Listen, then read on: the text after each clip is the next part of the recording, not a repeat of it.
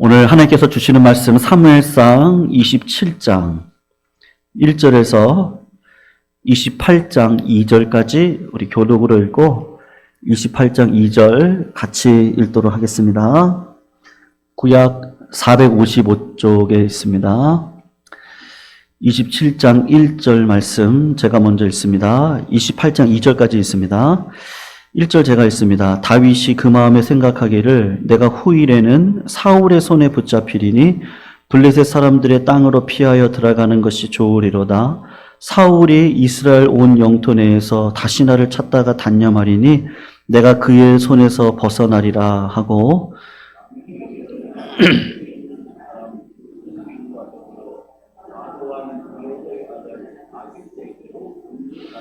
다윗과 그의 사람들이 저마다 가족을 거느리고 가드에서 아기스와 동거하였는데 다윗이 그의 두 아내 이스라엘 여자 아히노암과 나발의 아내였던 갈멜 여자 아비가일과 함께 하였더니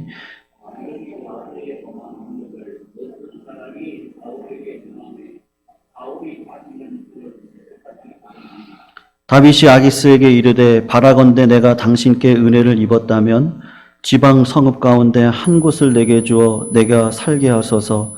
당신의 종이 어찌 당신과 함께 왕도에 살리까 하니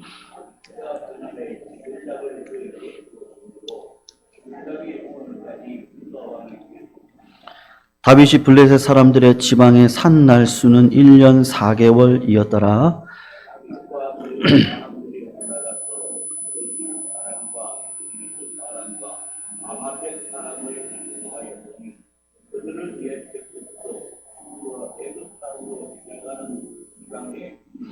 다윗이 그 땅을 쳐서 남녀를 살려두지 아니하고 양과 소와 나귀와 낙타와 의복을 빼앗아 가지고 돌아와 아기스에게 이르매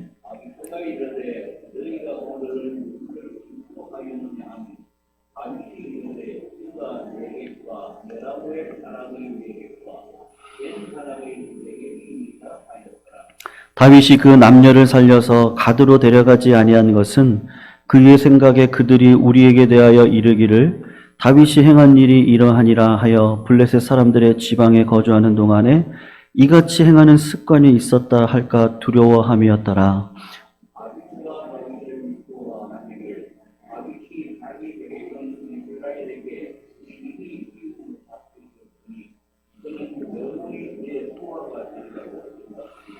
그때 블레셋 사람들이 이스라엘과 싸우려고 군대를 모집한지라 아기스가 다윗에게 이르되 너는 발키알라 너와 내 사람들이 나와 함께 나가서 군대에 참가할 것이니라. 같이 있습니다. 다윗이 아기스에게 이르되 그러면 당신의 종이 행할 바를 아시리이다 하니 아기스가 다윗에게 이르되 그러면 내가 너를 영원히 내 머리 지키는 자를 삼으리라 하니라. 아멘. 성도님들, 오늘 제목은 낯선 은혜 첫 번째 시간이고 아마도 한 2주 후에 낯선 은혜에 대해서 두 번째로 살펴볼 예정인데요. 낯선 은혜 하나님의 긍휼이라는 제목을 가지고 하나님의 말씀을 공부하면서 은혜를 나누는 시간을 갖고자 하겠습니다. 여러분, 우리를 한문으로 가리켜서 뭐라고 이야기하죠? 우리를 가리켜서 사람을 가리켜서 한문으로 두 글자 인간이라고 이렇게 이야기를 합니다. 사람 인자에다가 사이 간자를 썼는데 사람 인자를 보면 나무떼기 두 개가 이렇게 서로 기대어져 있는 형상을 가지고 있고 간이라는 게 사이 간자라는 말을 쓰고 있습니다. 사람이라는 것이 연약해서 서로 기대어 서 있지 않으면 먼지와 같이 그냥 이렇게 흩날릴 수밖에 없는 존재라는 걸 한문이 형상학적으로 그렇게 표현을 하고 있는데 여러분, 우리는 인간입니다. 그래서 흙으로 만들어진 연약한 인간이고 그래서 우리 너무 잘 알죠. 부족하고 한계가 있다는 것을 깨닫습니다. 때로는 실수하기도 하고 또 때로는 범죄하기도 하고 때로는 우리가 말씀을 가지고 올바로 살려고 하더라도 어느 순간 내 몸에 묻어있는 때에 그 육신의 정욕의 때, 또 영적으로 하나님 보시기에 부끄러운 때, 그런 것들이 우리 가운데 있는 것들을 발견하게 됩니다. 그래서 결국 우리들이 하나님 앞에 나와서 하나님 나를 좀 불쌍히 여겨주세요. 그렇게 기도를 할 수밖에 없는데 우리에게 하나님의 긍휼이 필요합니다. 만약에 여기 계시는 성도님들 가운데 하나님의 긍휼이 작동하지 않았다고 한다면 우리 중에 한 사람도 여기 와서 앉아 계실 분들은 단 한 분도 안 계실 겁니다. 시편 103편을 보면 하나님께서 참 우리들에게 위로를 주시는 말씀을 하시는데 아버지가 자식을 긍휼히 여긴 같이 여호와께서 자기를 경외하는 자를 긍휼히 여기신다. 왜냐하면 그 하나님께서 우리의 체질을 아는데 우리가 어떤 존재냐 했더니 먼지와 같은 존재다. 그거를 하나님께서 늘 기억을 하고 계신다. 참 위로가 되는 말씀입니다. 우리가 먼지와 같은 존재, 우리의 체질을 아시고 우리가 얼마나 연약한지도 아시고 하나님의 선택받은 자녀임에도 불구하고 세상 속에 살아가면서 얼마나 많이 무너지는지 그럼에도 불구하고 하나님이 나를 붙들어 주시고 끝까지 긍휼을 베풀어 주신다. 그것이 진짜 우리들에게 위로입니다. 성도님들, 그런 위로가 마음속에 풍성하시기를 주님의 이름으로 축원합니다. 오늘 본문 말씀을 보면 다윗이라고 하는 사람이 이 사람도 인간이죠. 그런데 참 납득이 가지 않는 결정을 하는 것을 보게 됩니다. 오늘 본문 1절을 성도님들 잠깐 보시면 이렇게 이야기를 하죠. 다윗이 그 마음에 생각하기를 내가 후일에는 사울의 손에 붙잡히리니 내가 피해겠는데 어디로 피해겠다고 이야기를 합니까? 깜짝 놀라게 예전에 미친 채를 하고 침을 질질 흘리고 또 얼굴을 문짝에다가 기대어서 어그적 거리면서 살려고 했던 그 가드왕 아기스에게로 도망을 가겠다고 지금 납득이 가지 않는 이야기를 하고 있는 것이죠. 여러분 왜 납득이 가지 않느냐 하면 다윗이 지금 믿음 생활을 아주 잘 해왔습니다. 사울을 2번이나 죽일 수 있는 기회가 있음에도 불구하고 악을 갚지 않고 선으로 갚는 은혜의 삶을 살았습니다. 사울도 그거를 알았기 때문에 26장 25절을 보면 내 아들 다윗아 네가 복이 있다. 악인이었던 사울이 다윗에게 하나님의 분명한 뜻을 알고 뭐라고 얘기하냐면 내가 큰 일을 행하겠고 반드시 승리할 거야. 그런 확증적인 말씀도 사울을 통해서 확신을 갖게 되어졌습니다. 다윗이 지금까지 승리했습니다. 수없이 수많은 경험들을 하면서 하나님 앞에 기도로 물어보고 승리하는 인생도 기도도 경험하고 믿음으로 살아갔더니 하나님께서 이렇게 역전시켜주는 그 믿음의 경험도 하고 하나님의 살아계신 능력을 경험을 했습니다.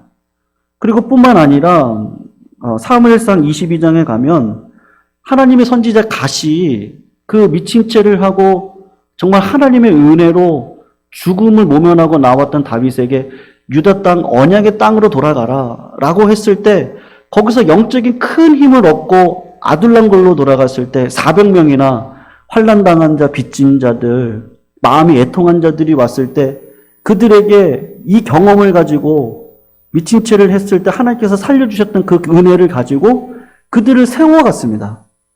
그런 은혜가 있었습니다. 그래서 400명이 600명이 되고 아마 지금 상황으로는 더 많은 인원수가 다윗을 영적으로 쫓아가고 있었을 것인데 겨우 빠져나왔던 그 가드 땅 아기스가 왕으로 있는 자기가 때려눕혔던 골리앗 장군의 고향이었던 그곳으로 다시 들어가는 이전의 실수를 반복하고 있는 것이죠. 여러분, 다윗도 그렇고요. 사실은 저도 그렇고 우리도 오늘과 같은 똑같은 실수들을 다 범합니다. 무슨 말씀을 제가 드리고 싶으냐? 여러분, 우리가 이전에 승리했다고 오늘도 승리합니까? 오늘 승리했다고 미래도 승리하나요? 구원의 시제를 사도 바울이 잘 쓰는 것들이 과거 시제를 쓰고 현재 시제를 쓰고 미래 시제를 쓰는데 내가 구원 받았습니다. 근데 나는 구원의 길을 갑니다. 내가 구원 받을 겁니다. 성도님들 10년 뒤에 내 모습을 어떻게 알죠? 우리는 현재적인 인생을 살아가거든요. 그러니까 성도님들 10년 뒤에 내가 복을 받을 짓을 내가 지금 하고 있으면요. 내가 그런 그릇이 지금 되어 있으면 나는 복을 받을 수 있습니다. 과거의 영광에 심취되어져서 오늘 하루를 믿음으로 살지 않으면 우리는 똑같이 다윗과 같은 실수를 범할 수 있는 것이죠. 왜 기도를 평소에 계속해서 해야 돼요? 호흡을 왜 해야 되는 것이죠? 하나님 말씀을 왜 매일같이 먹지 않으면 안 됩니까? 먹지 않고 호흡하지 않으면 우리는 오늘 다윗과 같이 무너질 수 있기 때문입니다. 사도 바울은 빌립보서를 보면 이렇게 말씀을 하는데 내가 이미 얻었다 함도 아니고 온전히 이뤘다 함도 아니고 오직 한 일, 즉 뒤에 있는 것은 잊어버렸습니다. 사도 바울이 얼마나 대단한 영적인 사도입니까? 그냥 지나가기만 하면 병자들이 낫고요. 말만 하면 안진뱅이가 일어서고 수많은 기적을 행했던 사람인데 그런 것들 다 잊어버리고 앞에 있는 표대를 향해서 달려가는데 그분이 마음속에 가지고 있는 믿음은 딱 하나, 그리스도 예수 안에서 하나님이 위에서 부르신 부름의 상, 이방인의 빛으로 사도로 말씀의 사역자로 이방인들을 위해서 복음 전하는 일들을 위해서 어떻게 하든지 성령에 매여서 오늘 하루하루를 걸어가는 그것이 내 진짜 목적이지 다른 목적이 없다. 신앙은 미래를 향해서 달려가는 것이지 과거의 향수에 젖어서 우리 교회가 이랬습니다. 우리 교회가 이렇게 아름다운 건물이 있었습니다. 우리가 이렇게 영적으로 큰 일을 행했습니다. 네, 그런 것도 중요하지만 현재 그런 일들을 위해서 미래를 향해서 달려가는 것이 중요하다. 그래서 고린도전서 10장을 보면요. 그럽니다. 그런즉 선줄로 생각한 자는 넘어질까 조심해라. 왜 그렇습니까? 우리는 다윗처럼 또 넘어질 수 있거든요. 그래서 조심하라고 하는 겁니다. 예수님께서 겟세마네 동산에서 제자들에게 마지막 부탁한 게 뭐죠? 마지막으로 부탁한 거 있어요. 기도해라. 근데 어떻게 기도하라고요? 깨어 기도해라. 깨어 기도해야 된다. 깨어 기도해라. 주님이 마지막 부탁한 거, 죽기 전에 부탁한 건 깨어서 기도하라는 겁니다. 왜 그렇습니까? 베드로가 그랬죠. 다른 사람들은 다 도망갈지언정 저는 주님을 쫓아갈 겁니다. 저는 주님을 따를 겁니다. 그런 베드로를 데려가서 겟세마네 동산에서 가서 기도하는데 내가 죽을 것 같으니까 같이 기도하자 했을 때 마음은 원인데 육신이 약하죠. 육신이 약해서 기도하지 못하고 있는 그 모습. 성도님들, 주님을 버리고 도망쳤던 베드로가 3번이나 주님을 부인했는데 깨어있지 못하고 기도하지 못하고 믿음의 삶을 살아가지 못하는 그런 일들이 벌어지는 것이죠. 여러분, 결국은 다윗이 왜 이런 시험에 빠졌습니까? 그의 마음이, 오늘 본문 1절을 보면요. 다시 해보세요. 다윗이 그의 마음에 생각하기를 이라고 이야기를 하는데 다윗의 생각에 사로잡혔기 때문입니다. 그 마음에 떠올랐던 생각에 사로잡혔기 때문인데 어떤 생각이 떠오른 것이죠? 지금까지는 하나님의 은혜로 목숨을 잘 보존을 했는데 언젠가는 사울이 자기를 다시 덮칠 것 같고 그래서 내가 유리한 위치에 있을 때죠. 사울이 저렇게 울면서 나에게 복을 빌어줄 때 사울의 손아귀를 벗어나고 싶었을 겁니다. 다윗이 갑자기 하나님의 약속이 의심스럽고 더 이상 사울에게 쫓겨다니고 싶지 않았겠죠.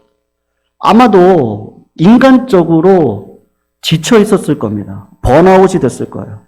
잠시라도 쉬고 싶을 거예요. 여러분, 사람이 지치면 어떤 생각이 듭니까? 인간적인 생각이 드는 것이죠.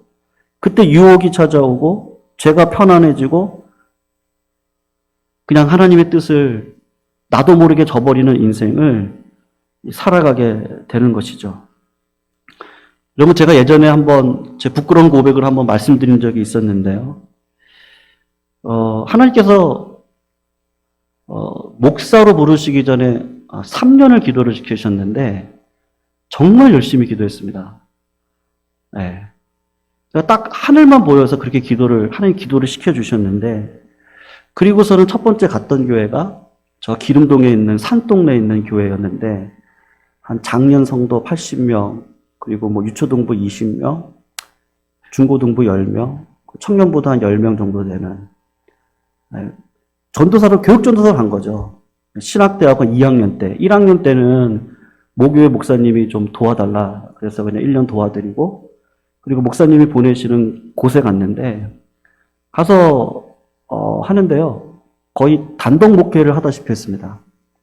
목사님께서 한 20년 목회를 산동네에서 하셨는데 지역적인 영향에 의해서 교회가 이렇게 크지는 못했습니다. 그러니까 20년 목회를 하시고 나니까 그때는 몰랐는데 지내놓고 보니까 목사님이 20년 목회하고 난 다음에 마음 안에 어떤 공허함이 있는 거예요. 내가 이렇게 목회를 열심히 했는데 부응하지 못했던 것에 대한 공허함과 지쳐있던 것이 있었어요. 그래서 그분의 모든 부분들을 교육전도사인 제가 가서 모든 부분들을 채웠습니다. 뭐 새벽 예배, 수요 예배, 금요 기도회, 뭐 찬양 인도회, 토요일 날이면요 유초등부, 중고등부, 저녁이면 청년부 만나가지고 밥 먹고 뭐 그러고 집에 가면 11시 넘고 그렇게 1년을 딱 하는데 저 지치더라고요.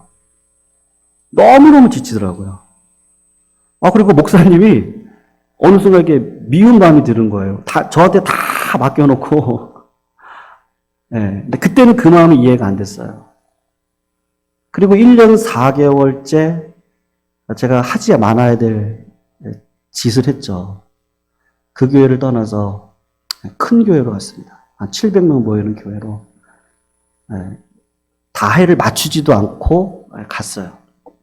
결국은 뭐 큰 교회 가서 엄청나게 고생을 했는데 제가 왜 그랬을까? 그때를 생각해 보면요. 많이 지쳐 있었던 것 같아요.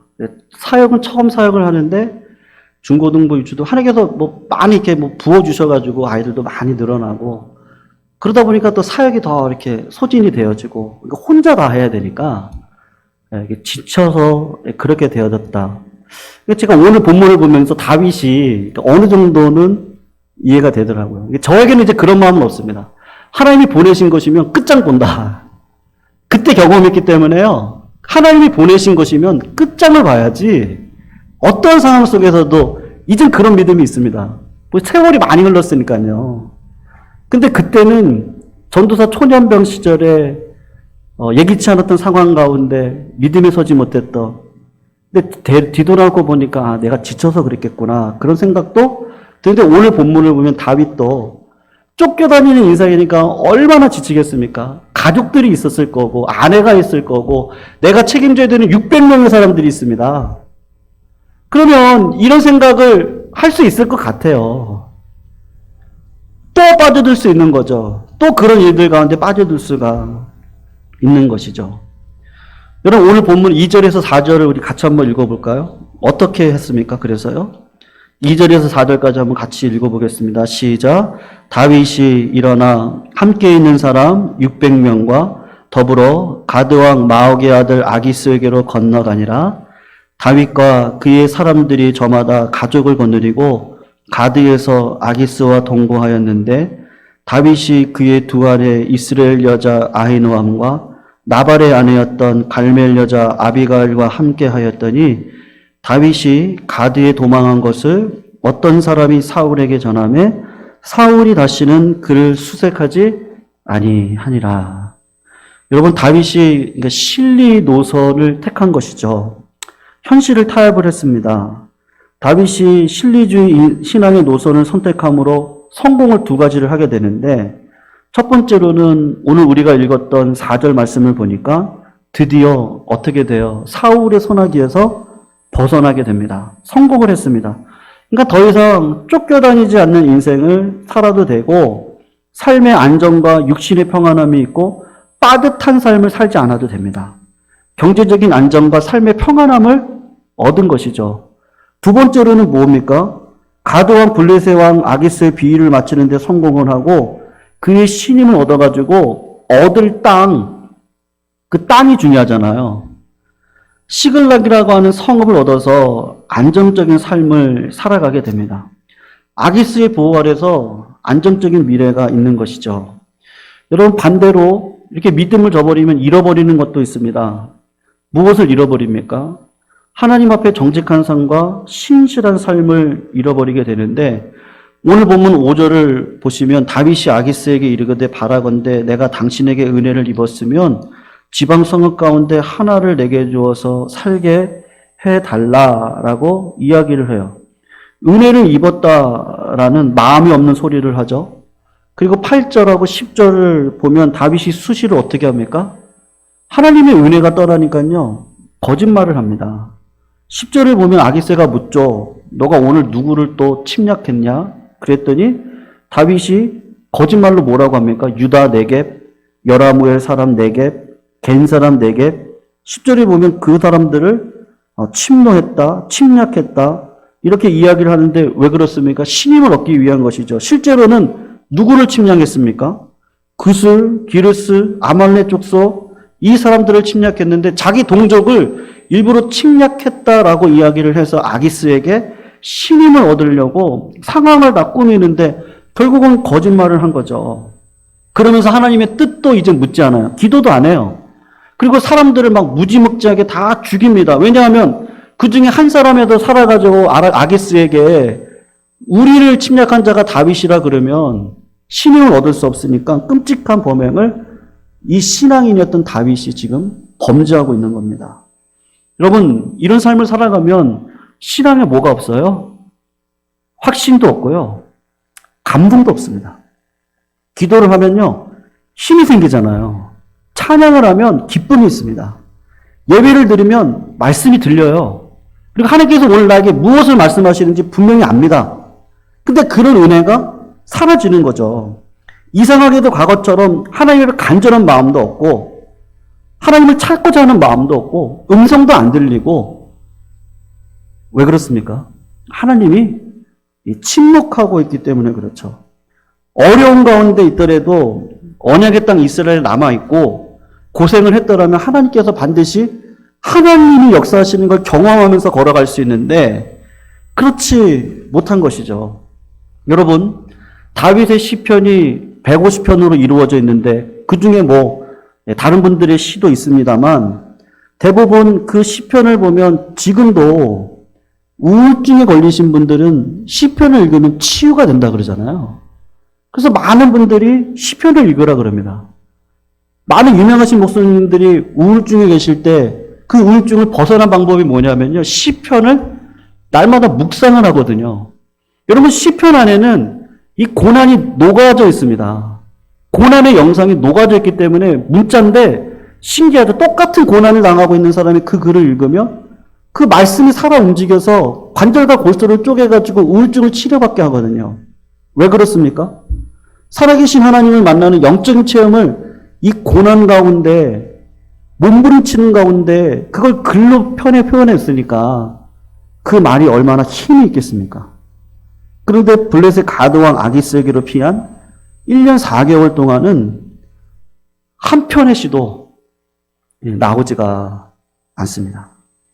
다시 말해서 다윗의 영성은 최하로 떨어지고 하나님은 침묵하시고 기도를 해도 감흥이 없겠죠. 찬양을 해도 기쁨이 없을 것이고 예배를 드려도 하나님이 말씀하시는 게 들리지가 않는 것이죠. 육신은 편했을 겁니다. 선생님, 육신은 편한데 사람이 영적이잖아요. 영이 살아있지 않으면 이 교회가 살아있지 않으면 가정이 행복하지 않은 것처럼요. 내가 다니는 교회, 내가 봉사하는 교회 이상하죠. 교회가 기름 부음이 있으면 가정도 기름 부으심이 있습니다. 믿으시죠, 성도님들? 예. 교회가 복이 되면요. 이 강남에 있는 교회들 그 당시만 하더라도 그제 그렇게 개발될지를 모르고 다 갔죠. 근데 성도님들이 똑같습니다. 교회를 위해서 다 이사했죠. 다 이사를 했습니다. 나중에 보니까 다 개발이 되어지고 교인들이 다 복받았거든요. 교회를 중심으로 살아가고 그 교회가 하나님 앞에 기름 부으심이 있을 때 하나님께서 크신 복들을 줍니다. 왜 그런 복이 없습니까? 우리 가운데도 있습니다. 그런 이미 복을 누리고, 아니 지금도 누리고 살아가시죠. 고난 가운데도 어떻게 기도할 수 있습니까?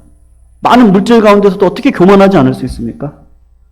하나님께서 주신 복을 하나님이 주신 거라는 걸 알기 때문인데 다윗은 육신적으로는 편해지고 이제 쫓겨다니지 않아도 되는데 마음으로는 얼마나 답답했을까요? 답답했을 겁니다. 마치 코로나로 인해서 예배와 교제와 기도가 없을 때 우리가 답답했잖아요. 정말 저는 2주째가 될 때요. 제가 목양실에서 내가 지금 뭐 하고 있는 거지? 너무 답답해가지고 제가 그런 마음 품으면 안 되는데 팔단지에서 불이 난 게 마음으로는 당황해서 갔는데 가가지고 성도님들 얼굴 보고 오니까 기쁜 마음이어서 이게 이런 마음 품으면 안 되는데 그렇게 해서 만나니까 기뻤거든요. 그러니까 우리가 얼마나 이 교제가 없고 하나님과 교제가 없고 기도의 교통이 없으면 얼마나 우리가 답답합니까? 근데 다윗이 아마 하나님이 침묵을 하시니까 답답했을 겁니다. 말씀이 매달리는 것도 소홀하고 평안을 육신의 평안은 누리는데 영적인 평안은 누리지 못하고 성도님들 저도 범했던 실수지만 힘들고 어려울 때 번아웃이 되실 때 우울하실 때 내 인생이 왜 이럴까 그런 생각이 드실 때 그럴 때 피하지 마시고 하나님 앞에 기도로 서시기를 주님의 이름으로 축원합니다. 우셔도 하나님 앞에 와서 우시고요. 피곤하셔도 교회 와서 주무십시오. 그러다가 가십시오. 한숨을 짓더라도 교회 와서 한숨 짓고 가시고 그러다 보면 하나님께서 불현듯 그런 말이 네 자식을 봐라. 너가 기도하는 건 내가 다 듣고 있다. 하나님께서 그렇게 분명한 위로를 주십니다. 그 은혜의 파도를 타고 상황은 똑같은데 하나님께서 넘어가게 하실 수 있는 그 은혜를 경험하시기를 주님의 이름으로 축원합니다. 여러분 어찌됐든 다윗은 이제 유대인들의 입장에서 보면요. 매국노, 배신자, 왕이 될 수 없습니다. 절대로 왕이 될 수 없습니다. 이방인들을 피비린내게 했던 자였습니다. 그리고 유대인의 원수였던 블레셋, 사사시대 때 블레셋에게 얼마나 당합니까? 사울이 누구에게 죽습니까? 블레셋에게 죽는데 그 블레셋 이방, 일본에게 기속한 거랑 똑같습니다. 근데 하나님께서 다윗을 왕을 시켜야 되니까 여기서 인간적인 표현으로 저는 이건데 딱 낯선 은혜예요. 낯선 은혜.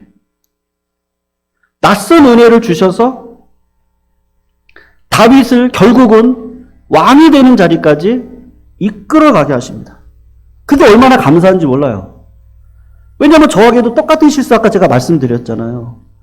교육자로 그렇게 하면 안 되는데 채우고 가야죠. 가더라도. 제가 부끄러운 고백이지만 저의 부끄러운 고백 그냥 고백하는 겁니다. 어떻게 교육자가 그럴 수 있어요? 제가 지금도 생각하면 만약에 제 밑에 어떤 부교육자가 있는데 그랬으면 저도 되게 서운했을 것 같아요. 근데 낯선 은혜를 주셔서 하나님께서 쓰시도록 우리를 만들어 가시는 그것이 참 감사한 것 같아요. 성도님들 오늘 보시면 아기스하고 다윗은요 절대로 같이 갈 수 있는 사람이 아닙니다. 발을 맞출 수 있는 사람이 아닙니다. 사고방식이 틀립니다. 다윗은 하나님을 쫓는 자고 아기스는 우상을 쫓는 자입니다. 그런데 하나님께서 은혜를 주셔가지고 그 한 땅을 살아갈 수 있도록 어떤 작은 서금을 하나 살아갈 수 있도록 하나님께서 인도해 가시죠. 그래서 아기스의 마음을 움직여가지고 다윗 따로 살게 하고 본인 따로 살게 해 주십니다. 하나님께서 간섭을 해 주셔서 아기스와 먼 곳에서 살게 하시면서 또 여유를 갖고 살 수 있도록 해 주십니다. 또 하나가 있습니다. 불순종에서 가드로 내려가 삶이 뒤엉켰을 때 결국은 매국노가 되어져서 이스라엘 백성들과 싸워야 되는 현장 앞에 서야 됩니다. 근데 그때 블레셋 사람들의 마음을 움직여가지고 저 사람이 골리앗을 때려 눕힌 자고 저 사람이 이스라엘의 사울은 천천히고 다윗은 만만이라고 했던 자인데 저 사람을 끌고 우리가 전쟁에 참여하면 저 사람이 뒤에서 배신하면 어떡하느냐. 그래서 결국에는요 결말까지 가는 일들에 하나님께서 두시질 않고 피하게 하십니다. 피할 길을 주십니다. 근데 죄에 대한 대가는 치르게 하시죠. 하나님의 백성이라고 할지라도 죄를 범하면 대가를 치르게 하는데 전쟁에 나갔다가 돌아오는 길에 보니까 자기가 아기스에게 받았던 그 땅 시글락이 다른 민족에 의해서 침노를 당해서 자기 사랑하는 아들, 딸, 아내, 그리고 자기 부하들의 가족들이 전부 다 끌려가서 노예로 다 끌려가게 되어지는 것이죠. 여러분, 그때 다윗은 위기였습니다. 그때 다윗이 했던 일이 뭐죠? 순간적으로 하나님 앞에 궁급해서 하나님 앞에 기도하고 힘을 얻어서 우리가 따라가서 전쟁하면 다 살아서 데리고 돌아올 수 있다? 하나님이 은혜 주셔서 그렇게 된 것이죠. 그러니까 하나님은 다윗을 살리기 위해서 죄의 대가를 치르게 하시지만 결국은 하나님께서 수습해 주시지 않았다면 다윗은 거기서 인생을 마감해야 됐을 겁니다. 성도님, 우리들의 삶도 똑같습니다.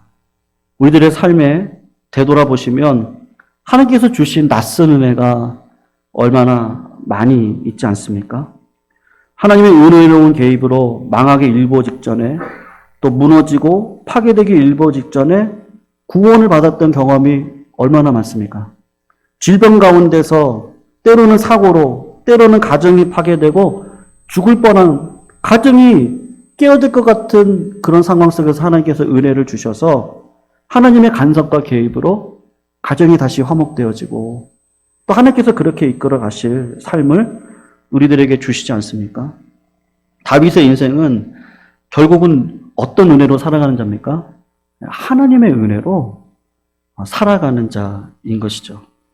우리도 똑같습니다. 때로는 실수하고 범죄하기도 합니다. 아무리 올바르고 깨끗하게 살려고 해도 부지 중에 죄악을 충분히 범할 수 있는 자들이 바로 저고 우리들입니다. 그래서 연약함을 한탄하고 자신의 부족함을 뉘우쳐 보기도 하지만, 그런데 참 감사한 것은 뭐예요? 낯선 은혜. 하나님께서 붙들어 주셔서 다 하나님이 계획하셨고, 하나님이 앞서 행하셨고, 하나님이 앞으로도 이루실 겁니다. 그 길 가운데 우리는 그냥 이렇게 서 있는 것이죠.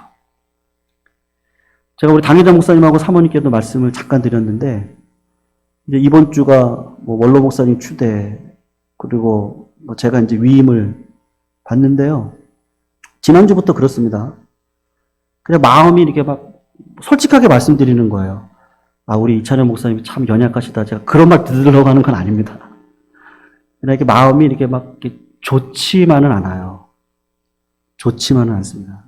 그냥 부담감이죠. 거룩한 부담감인데, 하나님께서 32년간 어쨌든 목사님과 사모님, 그리고 여기 계신 우리 백장로님, 벽돌까지 맞아가시고, 목사님도 이렇게 떨어지시고, 또 제가 다 말씀드릴 수 없지만 우리 성도님들께서 한 분 한 분 힘들고 어려울 때 눈물로 기도하고 지금 자리 다 지켜오셨잖아요.